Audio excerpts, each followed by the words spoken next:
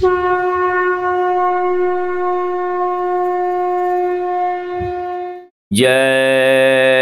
गुरुदेव।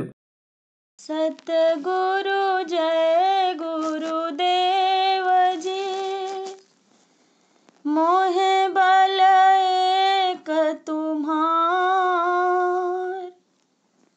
तुम बिन हित अपना नहीं, तन मन धन संसार।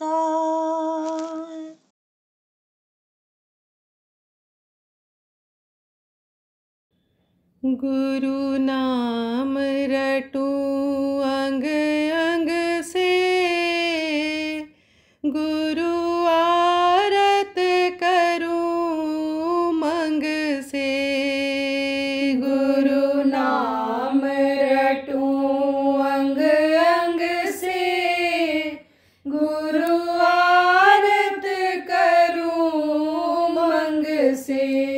मैं रंगी प्रेम के रंग से, दुख दूर हुए दिल तंग से। मैं रंगी प्रेम के रंग से, दुख दूर हुए दिल तंग से। मैं छूटी जगत कुरंग से, मन शोभित नाम सुरंग से। मैं छूटी जगत कुरंग से, मन शोभित नाम सुरंग से। मैं हटी नाम और नंग से, मैं तरी आज गुरु संग से। मैं हटी नाम और नंग से, मैं तरी आज गुरु संग से। मेरा काज किया गुरु ढंग से, मैं पहुँची चाल विहंग से। मेरा काज किया गुरु ढंग से, मैं पहुँची चाल विहंग से। मैं जीती काल निहंग से, मैं मिली जाए ओम से। मैं जीती काल निहंग से, मैं मिली जाए ओम से। अब निकसी जाल उचंग से, सूरत साफ हुई कुल जंग से।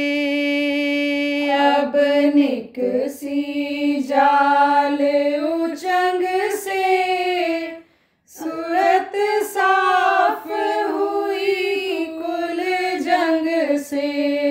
सुरत लगी जाए सो हमसे, जय गुरुदेव स्वामी छुड़ाया हमसे। सुरत लगी जाए सो हमसे, जय गुरुदेव स्वामी छुड़ाया हमसे। गुरु नाम रटूं अंग अंग से,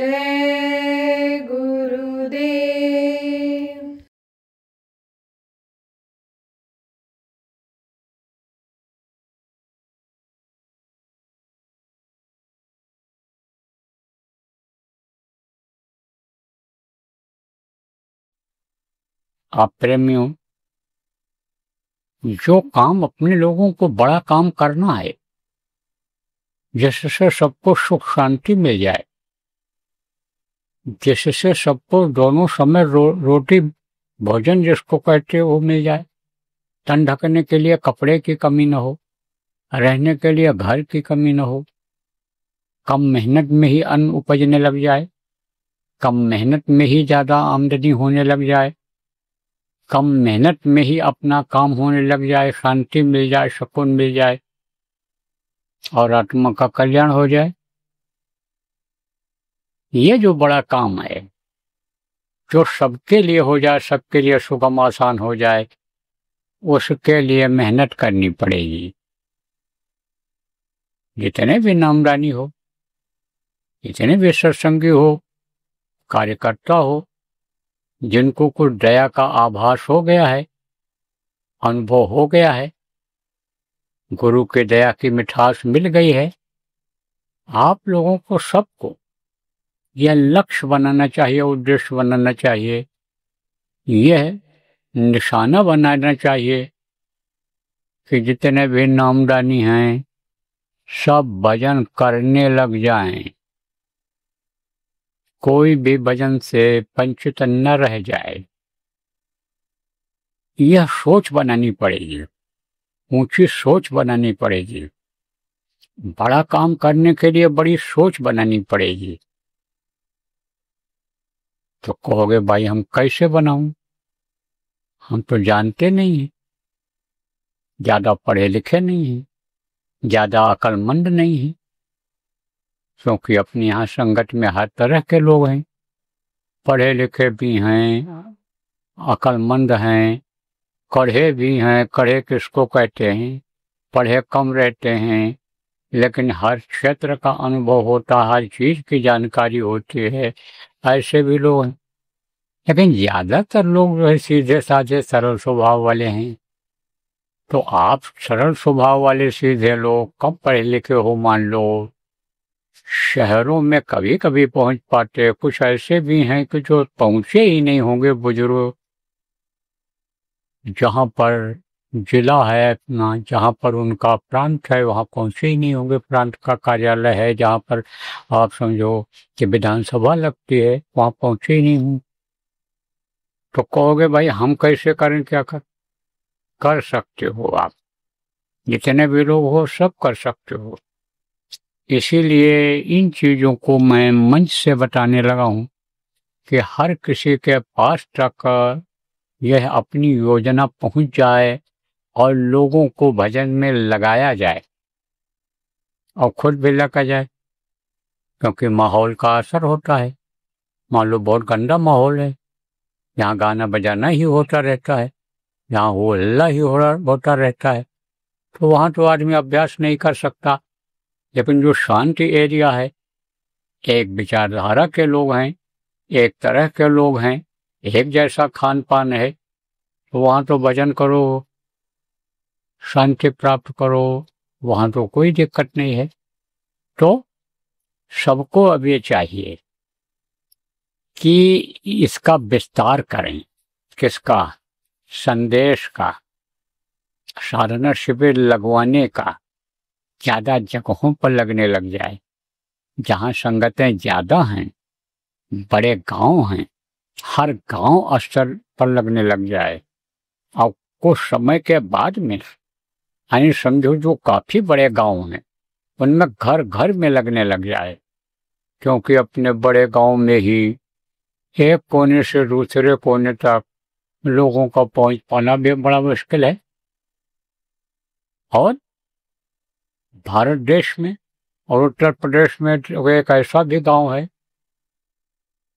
पूर्वी उत्तर प्रदेश में एक जिला है गाजीपुर, जिसमें आप ये समझो कि गहमर एक गांव है। गहमर में एक कोने से दूसरे कोने में जाने में घंटों लग जाता है। गांव का आदमी गांव को ही नहीं पहचानता है, किसी को नहीं पहचान। उसमें कई तो प्रधान हैं और हमारा ख्याल 2 MLA क्षेत्र भी लगता है उसी में। और यानी समझो कि 1500 या कितना बताया कि इसमें जो है रिटायर्ड सिपाही अधिकारी ये वो, आप ये समझो कि उसमें वहीं के जज साहब गुरु महाराज के शिष्य, आपसे समझो कई बड़े अधिकारियों को तो मैं ही जानता हूँ गाय भर के, कमिश्नर रहे हैं, कोई कुछ रहे हैं, बहुत बड़ा गांव। ऐसे जगहों पर जब मोहल्ले वाइज लगेगा, घर घर लगेगा जहाँ सत्संगी हैं, नामदानी हैं, तब आप ये समझो कि अपना लक्ष्य पूरा होगा, उद्देश्य पूरा होगा। तो आदमी तो चाहिए, करने वाला चाहिए, कराने वाला चाहिए। अब जिले में, प्रांत में मान लो 5 आदमी कार्यकर्ता थे, जिम्मेदार थे, और अभी तक वो काम करते थे जो कर पाते थे, काम भी कम रहता था। लेकिन अब ये जब विस्तार हो रहा है तो इसके लिए तो आदमी तो चाहिए, जिम्मेदार तो चाहिए ही चाहिए। तो जहाँ जैसे संगतें हैं, जहाँ जैसी संख्या है ना आमदनियों की, वहाँ उसी तरह से व्यवस्था बनानी पड़ेगी। तो देखो प्रेम, आप जिला के जिम्मेदार हो, पहले से सेवा कर रहे हो, आप प्रांत के जिम्मेदार हो, पहले से सेवा कर रहे हो। आप लोग ऐसी व्यवस्था बनाओ कि जिस जिला में ज़्यादा लोग हैं उसको 4 भागों में बांट दो, और चारों भागों के 5-5 आदमी जिम्मेदार बना दो, 5 आदमियों की कमेटी बना दो। अब चारों भागों में होंगे तो 20 आदमी हो गए, और वो 20 आदमी क्या करें, 5-5 आदमी एक क्षेत्र के क्या करें, अपने अपनी एरिया जहाँ तक नहीं ये बांटे कि यहाँ से यहाँ तक का इन तहसीलों का, इन तहसीलों का ये देखेंगे, इस मोहल्ले का, शहर में ये देखें, वो उसको 4 भागों में बांट दें। फिर वो चाहें तो 5 आदमी, अच्छा फिर 5 आदमी उसमें बना लें, और तो भी अगर ज़्यादा सत्संगी हूँ, ज़्यादा घर हूँ, तो फिर वो 5-5 बना दें। फिर वो लोग घर घर बना देंगे, घर घर एक एक आदमी मुखिया बना देंगे, घर घर एक एक आदमी प्रेरणा देने वाला, समझाने वाला बना दें कि भाई साधना शिविर वहाँ लग रही है।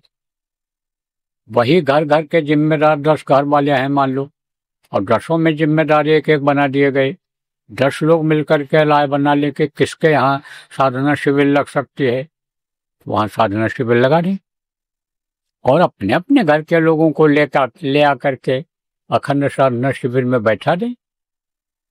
अब आप कहोगे कि 24 घंटे की रोज साधना शिविर लगेगी नहीं, तो 5-5 घंटे की तो रोज लग जाएगी, 5-5 घंटे की, 5 घंटे की तो रोज लग जाएगी, और लगनी शुरू हो गई।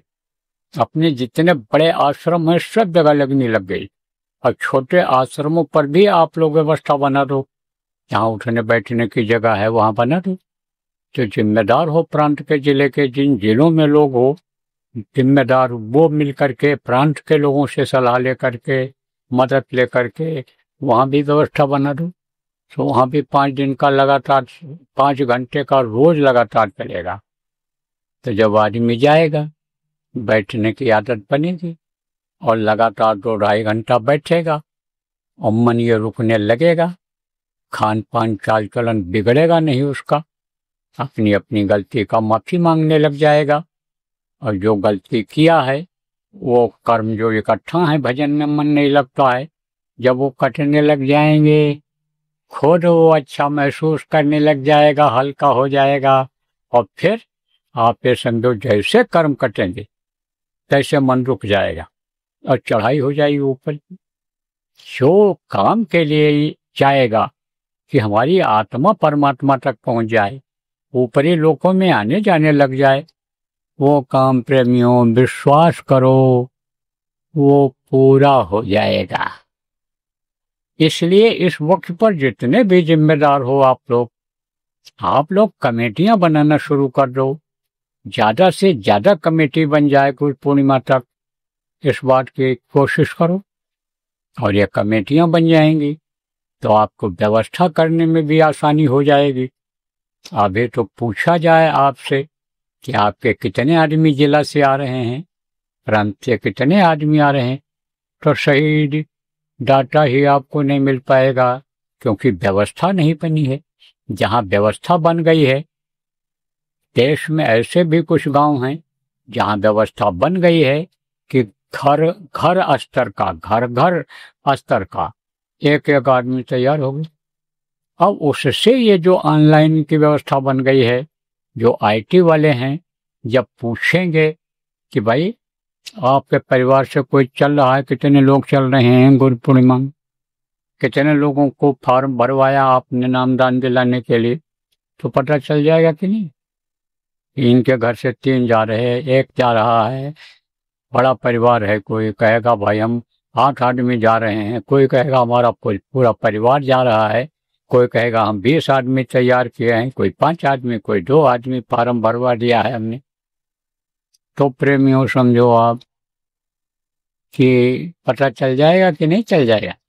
अरे जिम्मेदारों को ये सोचना चाहिए कि उनको मालूम हो जाएगा कि नहीं हो जाएगा कि हमारे जिला से इतने लोग जा रहे हैं।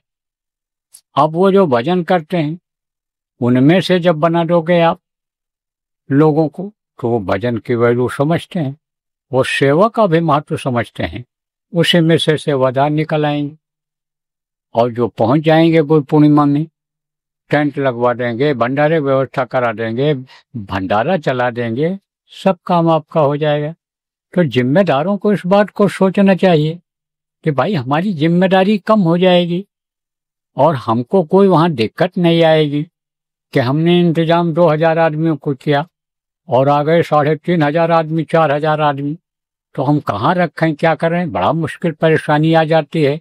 हर तरह की पानी, बिजली, लेट्रिन, खाने पीने की सबकी जरूरत कैंपों में भी आदमी को पड़ती है, जहाँ जाता है वहाँ भी पड़ती है। तो व्यवस्था कैसे हो पाती है, बहुत मुश्किल हो जाता है, खींचातानी हो पाती है, खींचातानी रहती है। बारिश का मौसम है, बारिश आ जाती है तो सिर छुपाने की जगह नहीं रह जाती है। तो ये सब समस्याएं दूर हो जाएंगी, इससे समस्या दूर हो जाएगी आपकी। ऐसी योजना बनाओ आप लोग, ज़्यादा से ज़्यादा आप पे समझो कि कमेटी बना दो और ये व्यवस्था बना दो। कमेटी वालों को आप सब लोग ये बता दो कि आपका ये काम है, कमेटी बना दिया, उनको पता ही नहीं क्या काम है, इस समय यही काम दे दो कि पता लगा लें सब लोग कि कितने लोग चल सकते हैं, वहाँ चलेंगे, गुरु पूर्णिमा में कितने लोग चलेंगे, कितने नामदानियों के का फार्म भरवा दिया है, कितने लोगों को वो ले चलेंगे नामदान दिलाने के लिए। और आप ये समझो कि भंडारा बनवाने वाले कितने सेवादार मिल जाएंगे, कौन वहाँ सेवा करने वाले कितने निकल आएंगे साधकों में से, इन्हीं में से, ये सब मालूम हो जाएगा, उसकी लिस्ट बन जाएगी। तो एक कहते हैं, कहावत है कि एक में तीर, एक निशाने में कई, यानी एक तीर में कई निशाना बन जाता है। एक लक्ष्य में, एक उद्देश्य में कई समस्याएं सुलझ जाती हैं, तो वो सुलझ जाएंगी आपकी कि नहीं सुलझ जाएंगी। तो देखो प्रेमियों, गुरु पूर्णिमा कहाँ होगी, राजस्थान की राजधानी जयपुर में होगी। 3 दिन का कार्यक्रम मुख्य रूप से घोषित रूप में ये चलेगा। 1 दिन पहले लोग आ जाते हैं, 1 दिन बाद तक रहते हैं, तो कुल मिलाकर के 5 दिन हो जाता है। तो ये इस तरह की व्यवस्था वहाँ सब लोगों को करनी है। ये देखो अभी तक कुछ ये था दिक्कत कि भाई कहीं ऐसा न हो कोई बात फंसे, परमिशन न मिले, लेकिन परमिशन प्रेमियों आज मिल गई है। तो अब ये गुरु महाराज की दया से निश्चित हो गया कि गुरु पूर्णिमा ये जो 2025 की है वो जयपुर में होगी। कहाँ पर होगी, जहाँ पिछले साल हुई थी।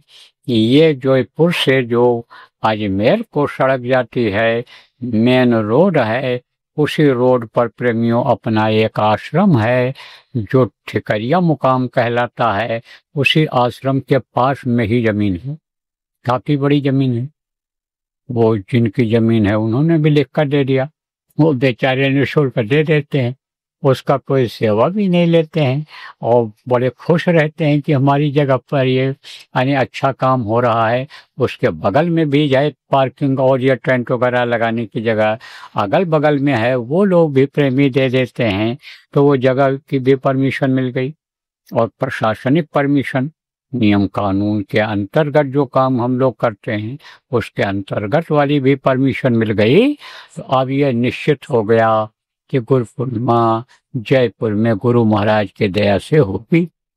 देखो प्रेमियों, हमारा स्वास्थ्य खराब रहता था, लेकिन अब स्वास्थ्य में हमारे धीरे धीरे सुधार हो रहा है।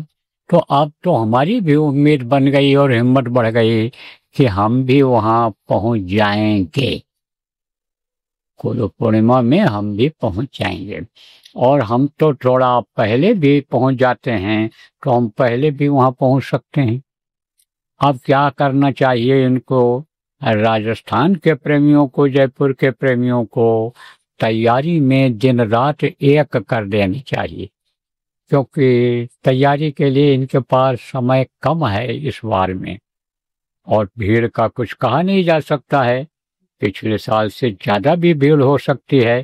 तो इंतजाम तो अब युद्ध स्तर जिसको कहते हैं उस स्तर पर करना होगा। ये सब लोगों को समझ लेना है कि हमारे घर में मेहमान आ रहे हैं, हमारे घर में शादी जैसा उत्सव होने वाला है, तो हम जैसे शादी ब्याह में घर के किसी उत्सव कार्यक्रम में खुशी के मौके पर यानी दौड़ दौड़ करके काम करते हैं कि हमारे यहाँ मेहमान आएंगे, उनके रहने खाने की व्यवस्था करनी है, उस तरह से अपना सब लोगों को, जयपुर आसपास के लोग और पूरे राजस्थान को यानी समझ करके करने की जरूरत है। अब कहा गया है कि जो जितना गुड़ डालेगा उतना ही मीठा होगा। तो उनको अपनी जिम्मेदारी समझनी है, अपनी व्यवस्था बनानी है।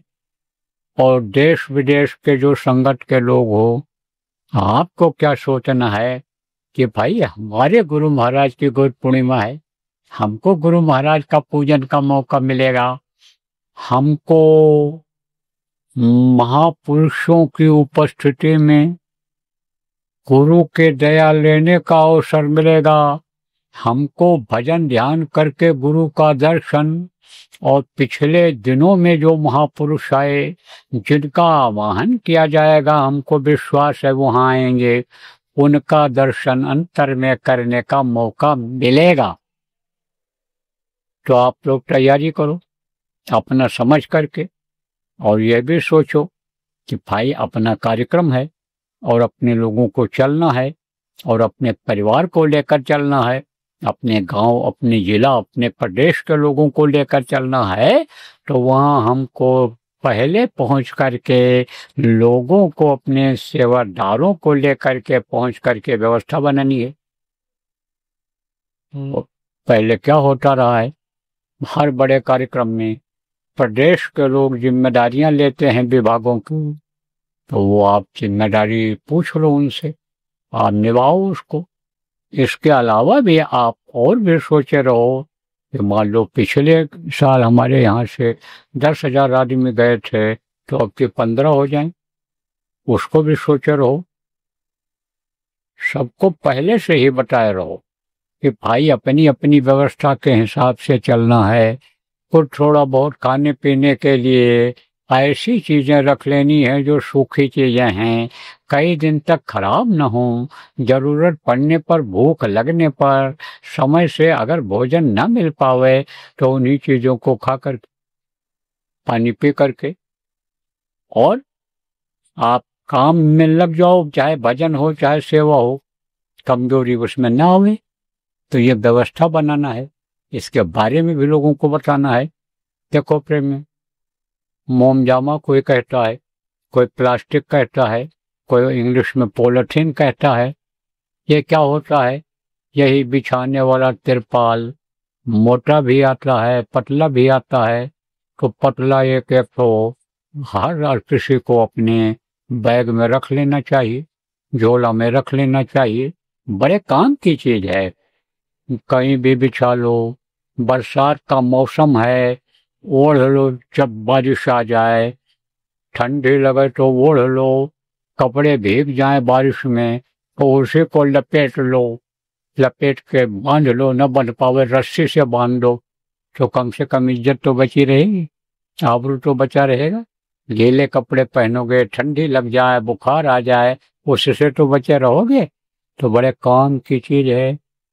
देखो प्रेम, मोटर खराब हो गया, टैंकर खराब हो गया, भीड़ में टैंकर फंस गया, पानी की कमी हो गई, आपके कैंप तक नहीं पहुंच पाया, लेकिन पानी भरे रखे रहोगे तो कम से कम पी तो लोगे। अरे पी तो लोगे, प्यास तो बुझ जाएगी, क्योंकि पानी भी शरीर के लिए जरूरी रहता है। और खाली पेट भी रहना जरूरी नहीं, खाली पेट में भी तकलीफ होती है, मर्ज बढ़ता है, कमजोरी आती है, तो कुछ पड़ा रहना चाहिए पेट में। तो ये व्यवस्था जब अपनी रहेगी, अपना कुछ हल्का फुल्का, ठंडी तो वहाँ होती नहीं है, गर्मी रहेगी, हल्का फुल्का कुछ बिछाने ओढ़ने का, पहनने का कपड़ा ये तो अपना रखना ही चाहिए। पहनने का कपड़ा तो आप रखते हो, लेकिन कुछ अपना इंतजाम होना चाहिए। कहाँ इतने आदमियों के लिए व्यवस्था हो पाएगी कि गद्दा होना चाहिए, ठंडी आ जाए रजाई होना चाहिए, बरसात आ जाए ओढ़ने का होना चाहिए, बचत के उपाय होनी चाहिए। संख्या जब बढ़ जाती है तो दिक्कत आती है। इन दिक्कतों से अगर सब लोग आप पहले से इंतजाम कर रखोगे तो आपको दिक्कतें नहीं आएंगी, निश्चिंत रहोगे, भजन में भी मन लगेगा। गुरु महाराज के दया हुई, सत्संग हुआ तो सत्संग में भी मन लगा रहेगा। तो यह सब आप पहले से योजना बना लो। और जो लोग YouTube पर सुनते हो, जो लोग जिम्मेदार हो, बताते हो लोगों को, तो आप लोगों को ये चाहिए कि जो लोग नहीं सुन पाते हैं, गांव में दूर दराज रहते हैं, वहाँ पर जो कमेटी बना दो, उन कमेटी वालों को बता दो, वो सबको बता देंगे, अब सब जान जाएंगे इस चीज को। क्योंकि अगर खबर नहीं पहुंच पाती है लोगों तक तो भी काम नहीं हो पाता है। तो वो बेचारे जो गांव के सीधे साधे लोग हैं, उनके समझ में जल्दी आ जाता है, वो जल्दी समझो बात को पकड़ लेते हैं और अपना इंतजाम करके आते हैं। तो आप ये समझो कि वही लोग ज्यादा भूखे रह जाते हैं कि जो अपनी व्यवस्था नहीं रखते हैं, वही प्यासे रह जाते हैं। उन्हीं को दिक्कत होती है ओढ़ने बिछाने की, कि जो बड़ा आदमी बन करके चले जाते हैं, और बाकी जो अपने सब इंतजाम करके आते हैं तो वो सुखी रहते हैं, वो सेवा भी कर लेते हैं और भजन में भी उनका मन लग जाता है, उनको दोनों लाभ मिल जाता है। लाने के लिए थोड़ा सा तो रहता है, सामान तो लाना रहता है, लेकिन आ जाता है। उसमें ऐसे भी लोग मिल जाते हैं जो मदद कर देते हैं। किसी के पास सामान ज़्यादा है, किसी के पास कम है, तो कम वाले मदद भी कर देते हैं, कर भी देना चाहिए। हम लोग भी मदद करते थे, लोगों का बिस्तर पहुंचा देते थे, टेंट तक टांगा से उतार करके वहां रख देते थे, लोगों के बस तक पहुंचा देते, सब करते थे सेवा।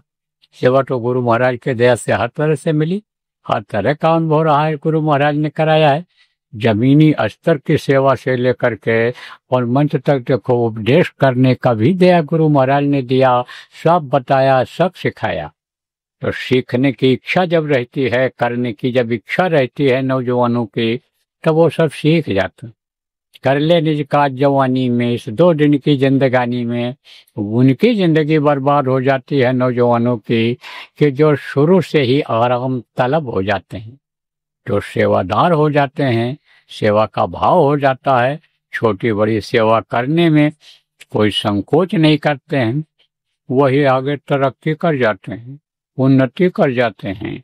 और जो बड़े आदमी बनने का घमंड रखते हैं, ज़्यादा पढ़ लिख लेने का घमंड रखते हैं, अपने सुंदरता का, कपड़े लत्ते का घमंड रखते हैं, वो सब जगह पिछड़े ही लाइन में रहते हैं, तरक्की उतनी नहीं कर पाते हैं। तो आपको ये बात सब समझने की ज़रूरत है। ये सब व्यवहारिक बातें बताना आज हमने आपको उचित समझा, इसलिए बता दिया।